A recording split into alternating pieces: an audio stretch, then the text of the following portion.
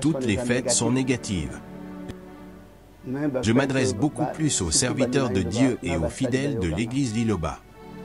Vous êtes maintenant dans le débordement et vous rendez gloire à Satan. Il n'y a pas d'autre endroit où les cantiques de cette église peuvent être chantés, si ce n'est dans l'église Liloba. Et ça m'étonnerait que même les Bassakoli et les Batéi commettent de tels actes. Nous avons bien passé le mariage civil, ma femme et moi, sans avoir besoin d'inviter beaucoup de gens lors de la cérémonie. Tu es un serviteur de Dieu. Une femme qui, sous la pression de sa famille, t'exige une fête de mariage, n'est plus une femme à prendre pour épouse dans ta vie. Mon âme est vos nouvelles lignes et vos fêtes. Elles me sont à charge. Je suis las de les supporter. Quand vous étendez vos mains, je détourne de vous mes yeux. Les gens lisent et ne savent pas que Dieu suit à la lettre ce qui est écrit. Nombreux sont ceux qui pensent qu'il ne s'agit que de simples écritures. Alors que la mise en pratique et l'approfondissement de ces écrits ont des effets extraordinaires dans la vie d'une personne. Tous ceux qui deviendront serviteurs de Dieu désormais devront signer un papier dans lequel ils s'engageront à ne pas faire d'extravagance ni d'exhibitions inutiles lors de leur mariage, mais plutôt à servir l'Éternel dans toute la vérité. Je suis désolé quand les gens font n'importe quoi pour désobéir à Dieu et obéir au diable. Parce que dans des veillées, il y a des calomnies, la consommation de chanvre, des boissons alcoolisées et bien d'autres choses. Donc, pas de place pour Dieu. Mais quand cette personne était malade, pourquoi ne sont-ils pas venus la soutenir pour des soins médicaux? L'amour des Noirs, c'est quand quelqu'un est déjà mort qu'ils se rendent pour s'occuper de son corps, prétendant qu'il s'agit de l'honorer. Mais quel honneur! On verra dans ces endroits des disputes, des divisions, des insultes.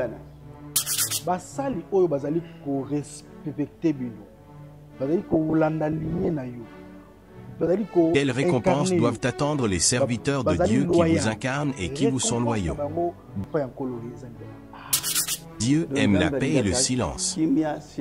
Il est écrit dans la Bible, quand tu pries, entre dans ta chambre, et ton Père, qui est dans le lieu secret, t'entendra. Ce que l'on s'habitue à faire est ce qu'on appelle un tapage diurne. Dans Liloba, nous avons longtemps lutté contre le tapage nocturne dans les églises. Aujourd'hui, cela ne se fait plus comme avant. Qu'en est-il des frères et sœurs qui se permettent d'aller au studio, chanter et commencer à jouer leurs chansons à l'église sans que cela passe par vous?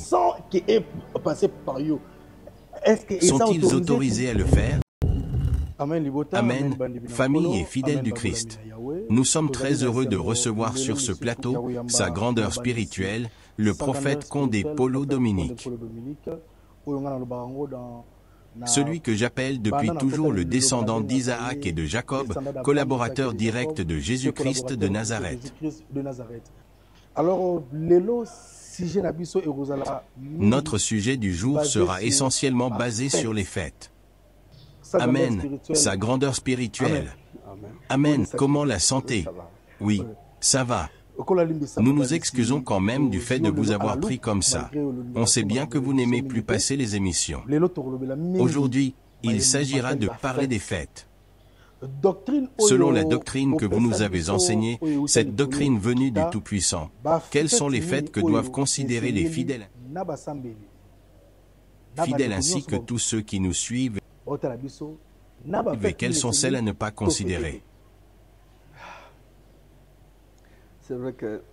C'est vrai que je n'avais peut-être pas prévu d'en faire toute une émission.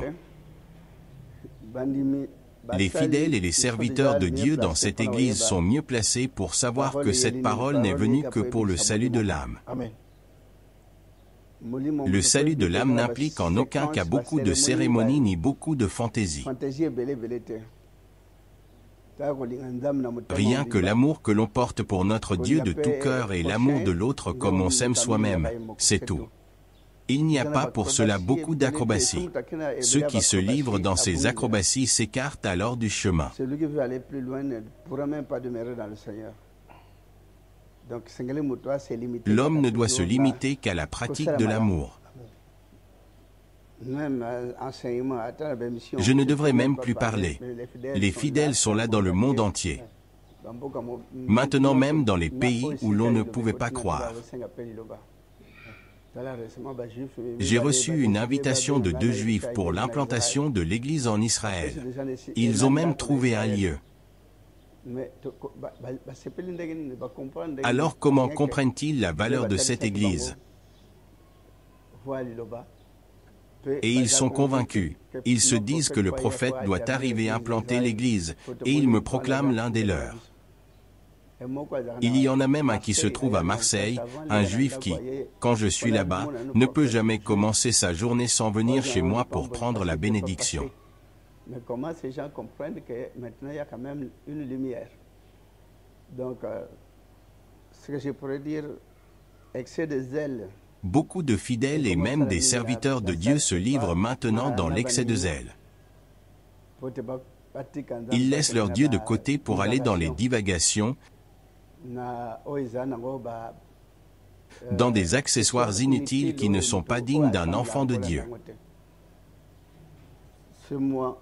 Nous entrons dans un mois de carnage pour les animaux, les oiseaux, poules, coqs et autres. Ce mois des fêtes. Je ne peux peut-être pas citer toutes les fêtes car ils le savent eux-mêmes. Et surtout la plus grande fête de toutes, la fête de fin d'année.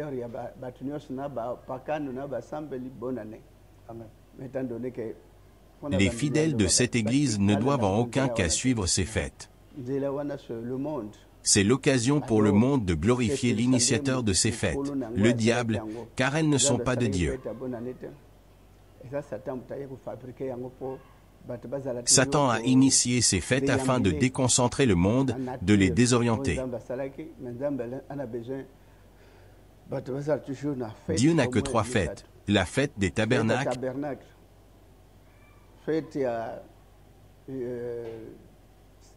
la fête des semaines, la Sainte Seine. Toutes les autres fêtes de ce monde ne sont pas reconnues par Dieu. Mais pourquoi donc les enfants de Dieu célébreraient-ils les fêtes qui ne sont même pas reconnues par l'Éternel? Il existe dans ces fêtes les nouveaux vêtements, de n'importe quoi, la boisson. Dieu sera où quand on se livre à la boisson, la danse, la musique mondaine, les médisances, les insultes. Toutes ces fêtes sont négatives. Je m'adresse beaucoup plus aux serviteurs de Dieu et aux fidèles de l'Église Liloba. Vous êtes maintenant dans le débordement et vous rendez gloire à Satan. Fêter pour le mariage, c'est faire plaisir à Satan, ce n'est pas de Dieu. Il arrive même que les gens mettent les chansons de l'Église Liloba dans ces fêtes. Les chansons de Dieu ne peuvent être chantées sur des terres étrangères. Il n'y a pas d'autres endroits où les cantiques de cette église peuvent être chantés si ce n'est dans l'église Liloba. Ces fêtes incluent la boisson, l'achat des nouveaux vêtements, alors que ceux qui n'ont pas les moyens de s'en procurer en manquent. Après, c'est tout le monde qui se livre à la boisson, à la divagation. Et ça m'étonnerait que même les Bassakoli et les Batéi commettent de tels actes. Même vous qui êtes appelés serviteurs de Dieu. Je suis encore en vie, mais ils associent déjà cette parole à des cérémonies qui ne glorifient pas Dieu. Quand tu es de cette église, aime ton frère comme toi-même, aime ton Dieu de tout ton cœur. Ça suffit. Le mariage de 2 personnes ici sur terre n'a rien à voir avec Dieu là-haut. Ils peuvent se marier aujourd'hui et demain divorcer. Ils vont inviter des gens pour la fête, les ennemis, les voisins du quartier ne seront parfois pas invités. La division, Dieu n'aime pas la division. Il est Dieu pour tout le monde. S'il fallait inviter, qu'ils invitent même tous les pauvres du quartier à la place des riches. Et ils font ces fêtes pour recevoir des cadeaux en retour.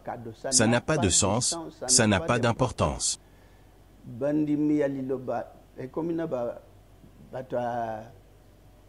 Il y a même des responsables, et ça m'étonnerait que même les Bassakoli et les Bateyi commettent de tels actes.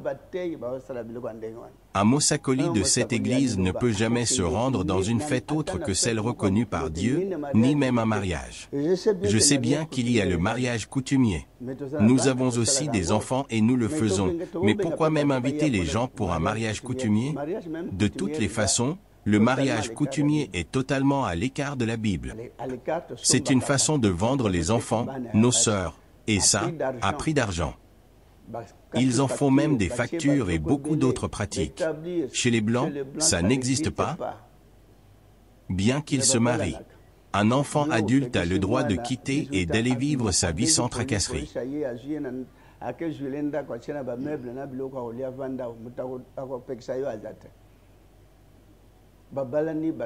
Il arrive même que les deux familles réunissent les moyens qu'ils donneront ensuite aux nouveaux mariés pour se prendre en charge au tout début. Mais chez nous ici, c'est le couple qui doit se torturer à chercher de l'argent pour faire une grande fête, acheter des habits et habiller les protocoles, filles d'honneur et autres.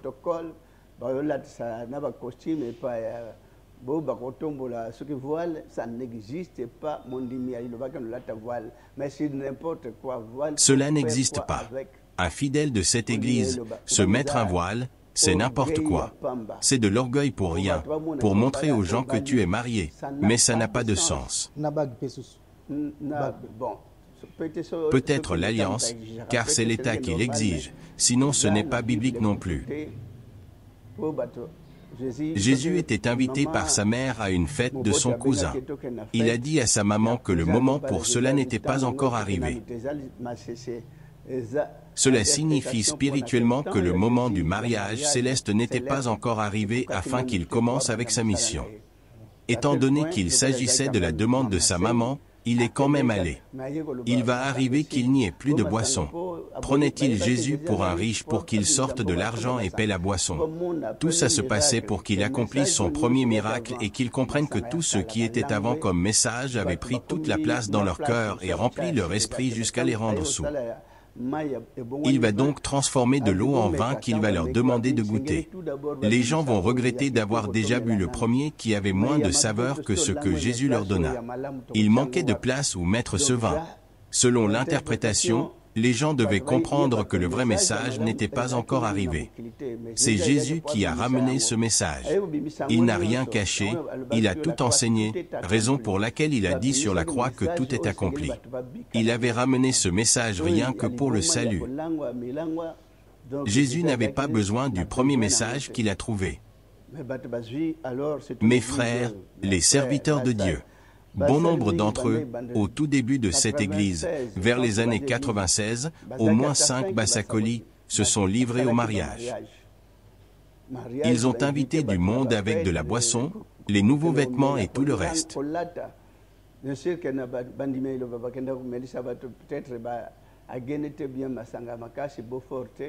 Et il arrive que même les fidèles qui n'ont pas l'habitude de prendre ces boissons se sentent obligés de leur servir de la boisson et de quoi manger. Ces fêtes sont négatives. Et surtout ce que font maintenant les serviteurs, c'est une fête satanique. Les gens abandonnent maintenant la volonté de Dieu pour adorer Satan, tant pour les concernés que pour les invités. Les serviteurs de Dieu qui ont organisé des mariages, invité des gens et organisé les fêtes, ont fait 5 voire 10 ans pour certains sans avoir d'enfants. Ceux qui en ont eu, leurs enfants ont été mal formés. Ils ont beaucoup regretté la malformation de leurs enfants. C'était pour eux une grande leçon en cette période-là. Les gens oublient aujourd'hui parce que ça a duré de 96 à aujourd'hui. Pour les sœurs qui prennent pour mari les serviteurs de Dieu et leur obligent la fête de mariage, c'est de la folie. Et Dieu va vous blâmer. Vous n'aurez plus Dieu dans votre couple. Les fêtes de mariage sont inutiles.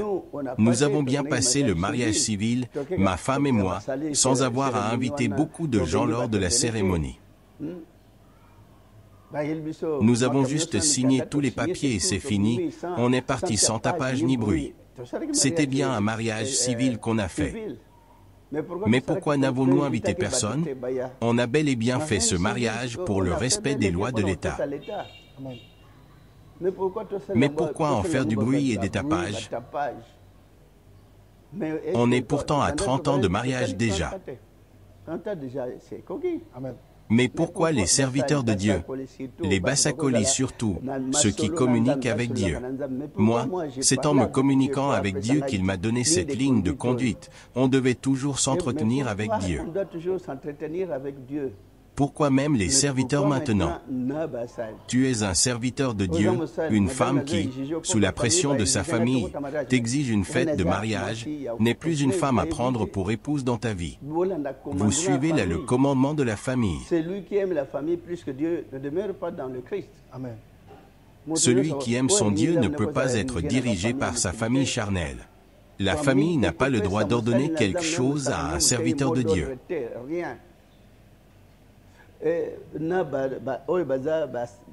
Et c'est aller jusqu'aux responsables des équés et 100% qui vont fêter pour le mariage. C'est carrément se détourner de la volonté de Dieu et donner le salut à Satan. Dieu est contre cela à tel point qu'il y a eu des gens qui ont reçu un châtiment pour ces choses. Ils ont vécu des problèmes. Je peux bien les appeler, ils témoigneront d'eux-mêmes ce qu'ils ont pu vivre. C'est ce qui a fait qu'ils reviennent par après se rabaisser et implorer le pardon de Dieu, justifiant qu'ils n'en savaient rien, afin qu'ils retrouvent la possibilité d'avoir des enfants. Je me demande cependant pourquoi il y a des gens dans cette église qui n'arrivent pas à savoir comment vivre rien que pour plaire à Dieu. Dès que j'ai commencé à servir mon Dieu, c'est là que pour satisfaire mon Dieu, c'est tout. Les serviteurs de Dieu doivent savoir comment protéger cette doctrine. Je suis encore en vie, mais regardez vous-même ce qu'ils font. Alors, pourquoi? Mais alors, pourquoi Dieu avait sanctionné ceux qui se sont livrés dans ces choses? N'est-il pas écrit dans la Bible qu'il est nos nouvelles lunes? Nouvelle lune, c'est quoi? Mon âme est vos nouvelles lunes et vos fêtes. Elles me sont à charge. Je suis las de les supporter. Quand vous étendez vos mains, je détourne de vous mes yeux. Quand vous multipliez les prières, je n'écoute pas. Vos mains sont pleines de sang. En Isaïe chapitre 1er, 14-15. Je ne sais pas si les gens comprennent pourquoi c'est écrit ainsi. C'est pas ce que comprendre. C'est une Bible à l'ingale zalao.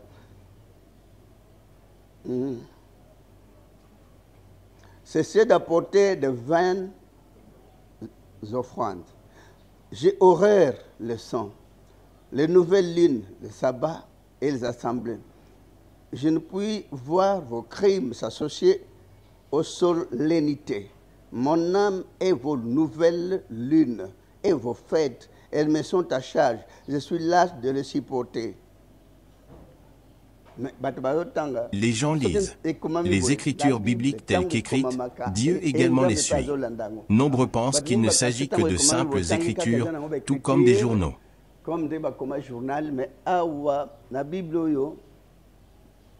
Moi, j'ai pu comprendre que, oui,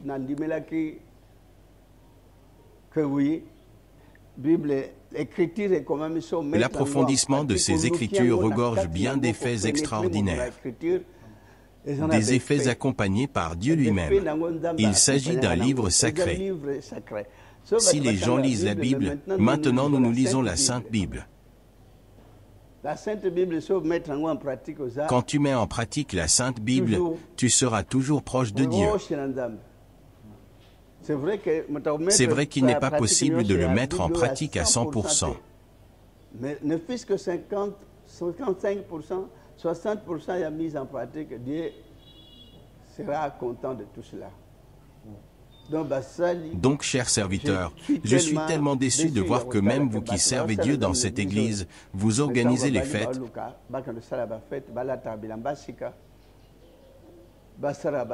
avec des nouveaux habillements, des extravagances, des manifestations, des pas de danse, comme ceux de ce monde le font.